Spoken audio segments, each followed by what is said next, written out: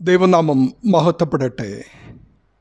അധ്യക്ഷന്മാരും ശുശ്രൂഷകരും എന്ന ഒന്നാം വാക്യത്തിലെ സംബോധന ലളിത ഭാഷയിലാണ് മലയാളത്തിൽ തർജ്ജമ ചെയ്തിരിക്കുന്നതെങ്കിലും എപ്പിസ്കോപ്പോസ്, ഡിയോക്കോണോസ് എന്നീ ഗ്രീക്ക് പദങ്ങളാണ് അപ്പോസ്തലൻ ഇവിടെ ഉപയോഗിച്ചിരിക്കുന്നത്. യഹൂദേതര ക്രിസ്ത്യാനികളുടെ ഇടയിൽ മേൽനോട്ടം വഹിക്കുന്ന ആൾ എന്ന അർത്ഥത്തിലാണ് ഈ പദപ്രയോഗം രൂപപ്പെട്ടത്. അതുകൊണ്ട് തന്നെ അക്കാലത്ത് യഹൂദന്മാരുടെ ഇടയിൽ സഭാസ്ഥാനികൾക്ക് ഇവ ഉപയോഗിച്ചിരുന്നില്ല. എന്നാൽ പുറജാതിക്കാർ ഈ പദം ക്രിസ്തുവിന് മുൻപ് തന്നെ ഉപയോഗിച്ചിരുന്നു. ഫിലിപ്പയിലെ സഭയിൽ മേൽനോട്ടം വഹിക്കുവാൻ എപ്പിസ്കോപ്പ അഥവാ മൂപ്പന്മാരും സഹായികളായി ഡീക്കന്മാർ അഥവാ ശമാശന്മാരും ഉണ്ടായിരുന്നു. പൗലോസിന് ബുദ്ധിമുട്ട് തീർക്കുവാൻ സഹായം എത്തിച്ച അവരെ അപ്പോസ്തലൻ അഭിസംബോധനയിൽ തന്നെ ഉൾപ്പെടുത്തി. അപ്പോസ്തലന്മാരുടെ കാലത്ത് തന്നെ പ്രാദേശിക സഭകളിൽ നിയമിച്ചാക്കിയ മൂപ്പന്മാരും അധ്യക്ഷന്മാരും സഭാശുശ്രൂഷകളിൽ ഉണ്ടായിരുന്നുവെങ്കിലും ഇന്നത്തെ എപ്പിസ്കോപ്പായുടെ ശുശ്രൂഷാ ശൈലി അപ്പോസ്തലന്മാർ തന്നെ നിർവഹിച്ചിരുന്നു. 1 പത്രോസ് 5 കൂടി കൂട്ടുമൂപ്പനായ പത്രോസ് അപ്പോസ്തലൻ മറ്റു മൂപ്പന്മാരോട് സഭകളെ നയിക്കേണ്ടുന്ന രീതി വെളിപ്പെടുത്തുന്നത്, നിങ്ങളുടെ വിചാരണയുള്ള ദൈവത്തിൻ്റെ ആട്ടിൻകൂട്ടത്തെ മേയിച്ചുകൊള്ളുവിൻ.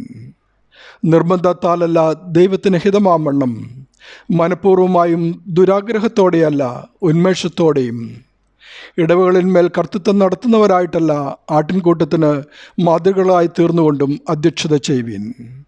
എന്നാൽ ഇടയശ്രേഷ്ഠൻ പ്രത്യക്ഷനാകുമ്പോൾ നിങ്ങൾ തേജസ്സിൻ്റെ വാടാത്ത കിരീടം പ്രാപിക്കുമെന്ന് ഉദ്ബോധിപ്പിക്കുന്നു. എന്നാൽ ശുശ്രൂഷകന്മാർ സ്തെഫാനോസിനെ പോലെ വിശ്വാസത്തിൻ്റെ മർമ്മം ശുദ്ധ മനസ്സാക്ഷിയിൽ വെച്ചുകൊള്ളുന്നവരും ഘനശാലികളുമായിരിക്കണം. ഇരുവാക്കുകാരും മദ്യപന്മാരും ദുർലാഭമോഹികളും അരുത്. സ്തെഫാനോസ് കൃപയും ശക്തിയും നിറഞ്ഞവനായി ജനത്തിൽ വലിയ അത്ഭുതങ്ങളും അടയാളങ്ങളും ചെയ്ത് ശുശ്രൂഷകനായിരുന്നു. ആത്മാവും ജ്ഞാനവും നിറഞ്ഞ് നല്ല സാക്ഷ്യമുള്ളവൻ.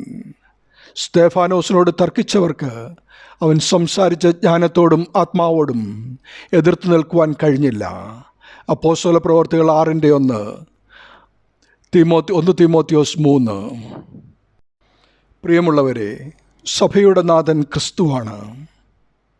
യഥാർത്ഥ സഭ ദൈവരാജ്യമാണ്. ദൈവരാജ്യത്തിലേക്ക് മനുഷ്യരെ നയിക്കുവാനായി, ഒരുക്കുവാനായി ദൈവത്താൽ തിരഞ്ഞെടുക്കപ്പെട്ട അധ്യക്ഷന്മാരും ശുശ്രൂഷകരും ആട്ടിൻകൂട്ടത്തിന് മാതൃകകളായിരിക്കുകയും കൃപയും ശക്തിയും നിറഞ്ഞവരായി ആത്മാവും ജ്ഞാനവും നിറഞ്ഞ് നല്ല സാക്ഷ്യമുള്ളവരും ആയിരിക്കണം.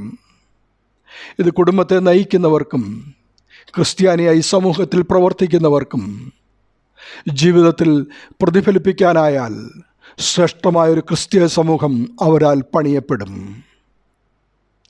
പദവികൾക്കപ്പുറം ദൈവരാജ്യത്തിൽ എല്ലാവരും ഒരേപോലെ പ്രാധാന്യമുള്ളവരാണ്. നാം എല്ലാവരും ക്രിസ്തുവിൻ്റെ ശരീരത്തിലെ അംഗങ്ങളാണ്. ക്രിസ്തുവിന് വേണ്ടി സമർപ്പിച്ചുകൊണ്ട് നല്ല വേലക്കാരായി സഭയിലെ ഐക്യത്തെയും കാത്തുസൂക്ഷിക്കുവാൻ നാം പ്രതിജ്ഞാബദ്ധരായിരിക്കണം. തമ്പുരാൻ ആക്കിയിരിക്കുന്ന സ്ഥാനത്ത് മൂല്യങ്ങളെ മുറുകെ പിടിച്ച് സാക്ഷ്യമുള്ളവരായി ജീവിക്കുക. ദൈവനാമം നമ്മിൽ കൂടി മഹത്വപ്പെടട്ടെ. ആമീൻ.